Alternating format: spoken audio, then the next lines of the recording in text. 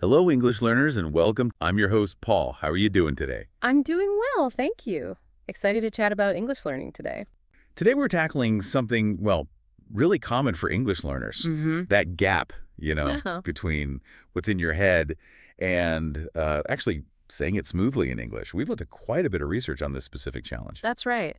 And our mission here really is to figure out why that happens. Yeah. Why don't thoughts just flow into English? And then, importantly, give you some solid, practical ways to build that connection. Yeah, help you speak more naturally, faster, and feel better about it, more confident. Exactly. Okay, let's get into it. So, over the next bit, we'll explore the roots of the struggle, look at what seems to be the most powerful fix, Mm-hmm. pinpoint the common trip-ups, share some simple daily things you can try literally today, Yeah, easy things. hear about others who've worked through this, and then we'll have a little challenge for you. Sounds good.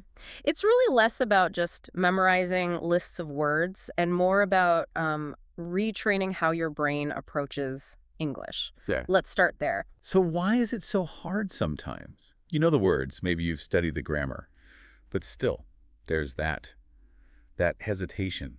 Well, the sources we looked at really point to a few main things. The absolute biggest one seems to be this habit, often quite deep-rooted, of thinking first in your native language Right. and then trying to translate, word for word or maybe phrase by phrase into English. Ah, okay. The mental translation step. What does that actually do to your speaking? Well, it adds a big delay, a significant one. Your brain is doing double duty. Finding the thought in language A, searching for the English words, then trying to stick them together using English rules. It's cognitively taxing, Takes up brain power. a lot of it. And time. Our research suggests it adds seconds, maybe more. And in a conversation, those seconds matter. The moment passes or you just, lose your confidence to jump in. I get that. So you're not just thinking, you're thinking and translating. That takes effort. What else going on? Another huge factor is psychological. The fear of making mistakes. This one's massive. Oh, yeah. Fear of judgment, sounding wrong. Exactly. Fear of using the wrong word, maybe messing up the grammar, somebody not understanding you. And that fear makes you hesitate, right? Stops you. Precisely. The thought might be perfectly clear in your head, but that fear acts like a gatekeeper, a very strict one. Yeah. You know what you want to say, but you stop yourself, you self-censor, you freeze. It's like your brain hits the brakes thinking, wait, is this perfect? Let me check again. Right. And that often connects to trying to get the grammar absolutely perfect. People get so hung up on like every little rule. They do. And look, grammar's important. It's a tool for clarity, but language is primarily about connection, about getting your message across. Focusing only on perfection over just communicating clearly, that's a real trap. It stops people speaking at all sometimes. It really does. The sources really emphasize this. Communication beats perfection, especially when you're building fluency. Honestly, even native speakers make little grammar mistakes all the time. It's normal. It's so true.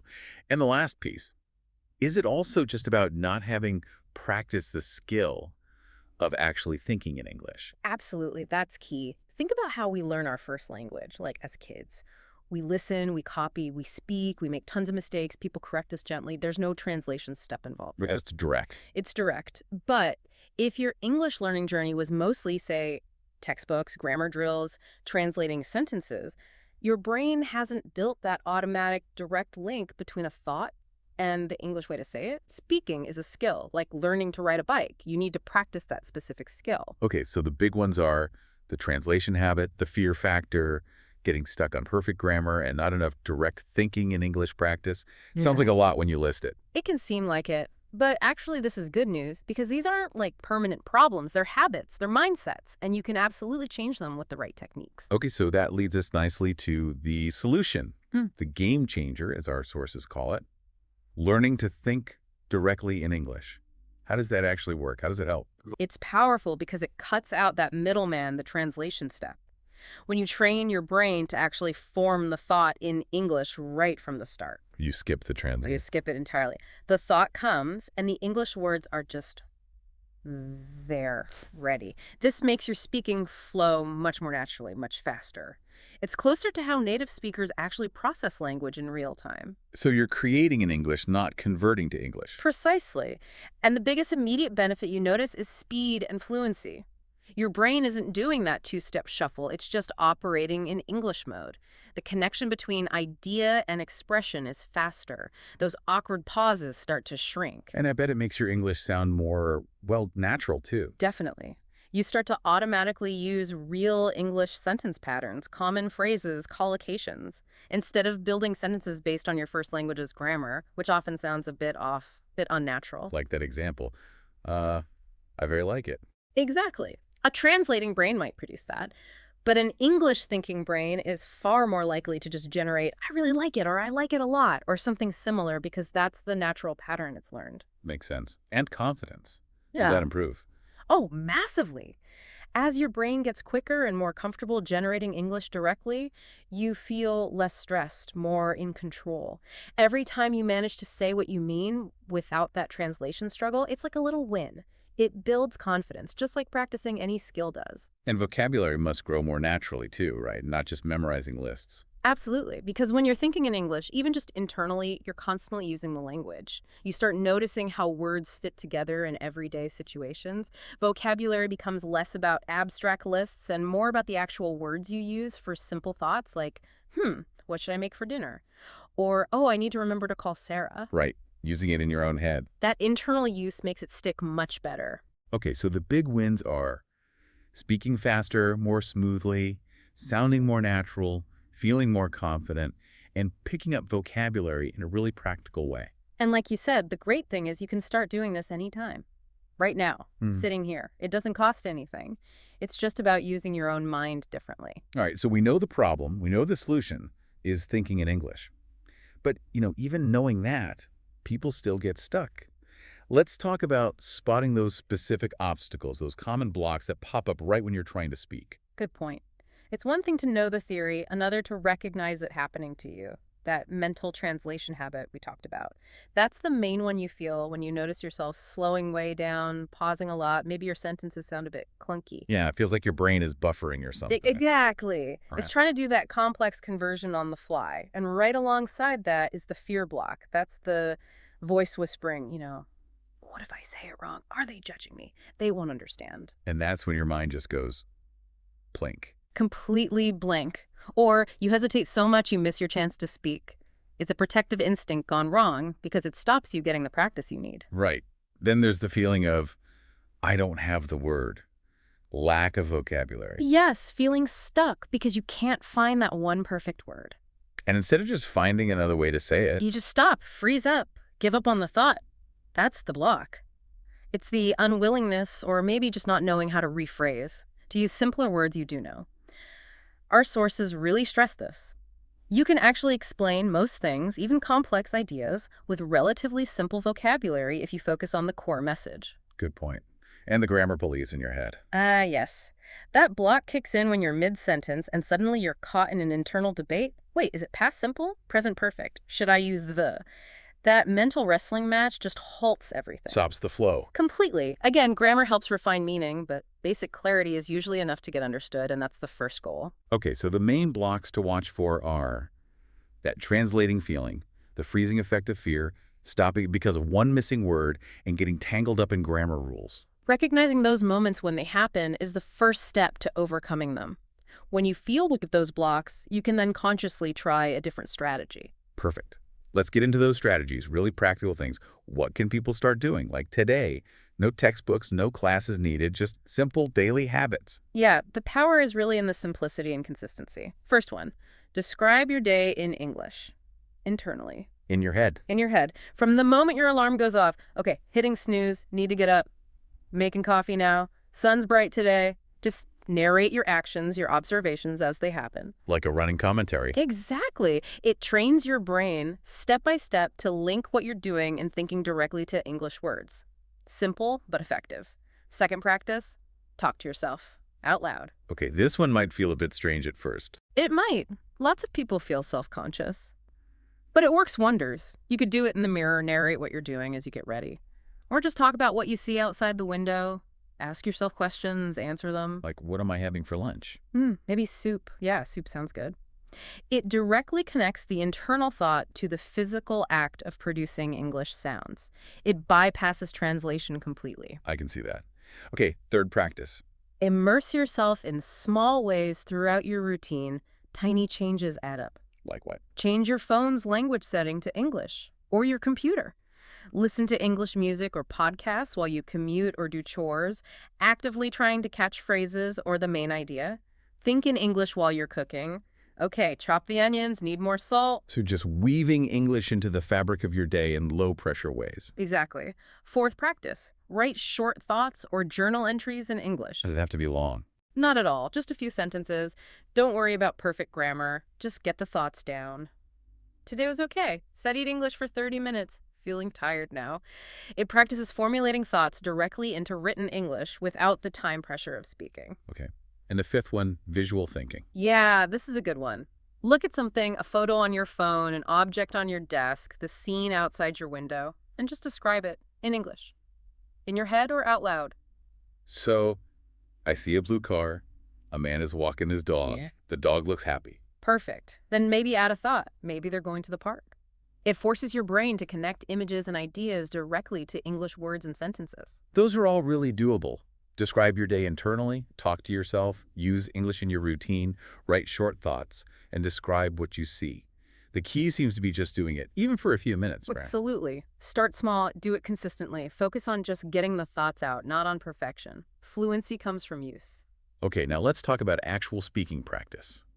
Role play comes up a lot in the sources as a powerful way to practice this. Yes, role-playing, even just by yourself, is brilliant. It mimics real conversation, forces you to think and respond quickly, but without the high stakes or pressure of a real interaction. Let's try a really simple one, like the sources suggest. Maybe meeting someone in a coffee shop. I'll start. Imagine you're looking for a seat. Okay, I'm standing, looking around, coffee in hand. Excuse me, is this seat taken? Oh, no, go right ahead. It's free. Thanks so much. It's really busy in here today. Tell me about it. Took ages to get my coffee. Yeah. What did you get? Just a latte. You. Haven't ordered yet. Just trying to find a spot first. Well, welcome. Okay, great. See? Simple back and forth. Now, listener, it's your turn. I'll start the scene again. You're looking for a seat. Respond to me directly.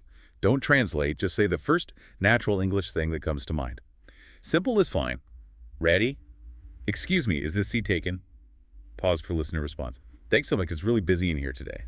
Pause for listener response. Oh, yeah. What did you get? Pause for listener response. C. Even just responding to those simple lines forces your brain to work in English, to connect hearing, thinking, and speaking without that translation detour. You can make up little scenes like this for anything, ordering food, asking directions, anything. And the goal isn't to have a perfect flowing conversation immediately. It's just to practice the process. Hear English, think in English, speak English, repeat. But what about when you're actually talking to someone and that inner critic starts yelling? The overthinking. How do you manage that in the moment? Yes. The life performance anxiety. The sources offer 5 really good tips for managing those blocks as they happen. Okay, tip 1. Focus on the message, not the mistake. Your main goal is communication. Are you getting your idea across? Is the other person understanding the gist? That's success. Prioritize that over flawless grammar. Connection over correction. Got it. Tip 2. Don't get stuck searching for the one perfect word. If you can't find it quickly, don't just stop talking. Right. Keep going. Use a simpler word you do know. Describe the idea. Use a little filler like or well, or, to buy a fraction of a second if you need it. If you can't think of frustrated, just say, I felt, tired and angry about it. Keep the conversation moving. Okay. Tip 3. Practice speaking without editing yourself. The 1-minute talk idea. Yes. Pick a simple topic, what you did this morning, your favorite hobby, anything. Set a timer for 1 minute and just talk. Don't stop to correct yourself. Don't pause excessively searching for words. Just keep talking. Even if it's not perfect. Especially if it's not perfect. The goal is continuous flow, training your brain to keep going, linking thought and speech without that self-editing filter constantly interrupting. Push through it. Okay. Tip 4. Breathe and slow down just a little. When we get nervous or overthink, we tend to speed up or tense up.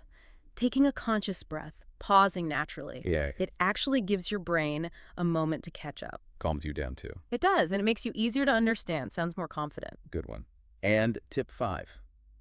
Use positive self-talk. Be your own coach, not your own critic. Instead of thinking, oh, that sounded awful, or I made a mistake, try thinking, okay, I'm practicing, I'm getting my point across. they understood me. Be kind to yourself. Exactly. A positive internal monologue reduces anxiety and frees up mental energy for actually speaking. So the 5 tips again. Huh. Focus on the message, don't freeze on words, practice nonstop talks, breathe and slow down, and be encouraging to yourself. These are things you can actively do while speaking. Precisely. They help break that cycle of overthinking and fear in the moment. Hearing about others who've actually done this successfully is always really helpful. Our sources had some good examples. They did. Like Sarah. She was really caught in that translation trap, felt slow, constantly frustrated when she spoke. What did she do? She started really small with those daily practices, describing her commute to work in her head in English, talking to herself, narrating while she cooked dinner. Simple stuff. And did it work? Was there like a magic moment? Not really one big moment. It was more gradual. She noticed her internal narration got easier, smoother, and then slowly that started showing up when she spoke out loud. She wasn't consciously translating as much. Her thoughts were just coming out in English more. Yeah, more directly, which meant fewer pauses, less hesitation. Her focus shifted from, am I saying this perfectly, to, am I sharing my idea? And that seemed to unlock things for her. Her confidence grew. That's great. And I also read about Ahmed. His big struggle was fear, especially about his accent, right? Oh, yeah. Accent anxiety is so common, and it can be really paralyzing. What did he do? He used role play, but mostly by himself at first. He'd imagine talking to a cashier or a colleague and practice saying his part out loud. Sometimes he even recorded himself on his phone. Ah, so practicing the act of speaking, but in a safe space. Exactly. No audience pressure. It helped him build confidence just in the physical act of forming English words and sentences. Over time, that reduced the fear's grip. So when he did speak to others, He was less consumed by anxiety. He could focus more on listening and responding. And people responded well because he was clear, he was engaged, he was confident, not because he suddenly had a different accent. His confidence made his communication effective. those stories really highlight it, don't they? It's about consistent practice, changing your mindset, focusing on communication, and building that confidence brick by brick. It makes it feel achievable. Speaking the way you think isn't some magic talent. It's a skill you build. Which brings us perfectly to the listener challenge. Yes. Okay, you've heard the why, the what, the how. Now it's your turn to take a small action step. For the next 3 days, just 3 days, we want you to commit to one of the simple daily practices we discussed. Just pick one, maybe describing your day internally, or talking to yourself out loud for a couple of minutes, or doing one of those 1-minute nonstop talks. One practice. 3 days. Doesn't have to be long, 5 minutes. 2 minutes. Even just a few sentences. Consistently start to build the habit. The goal is to consciously start firing up those direct English pathways in your brain. And a little bonus tip, if you feel brave enough, try recording yourself doing the practice. Ooh, that can feel awkward. It can, but listening back, even just to yourself, can be incredibly insightful. You might be surprised at how much you can say.